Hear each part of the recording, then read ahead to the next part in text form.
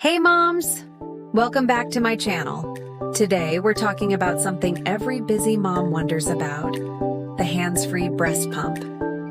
Is it real freedom or just another fancy gadget? This little device promises to let you pump milk while moving, working, or even relaxing. No more holding bottles or being stuck to a wall outlet. Sounds amazing, right? But does it really work as smoothly as they say?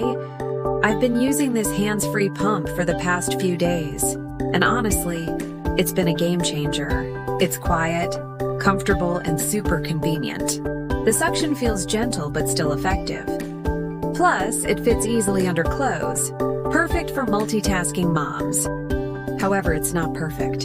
The battery life could be better, and cleaning all the tiny parts takes time.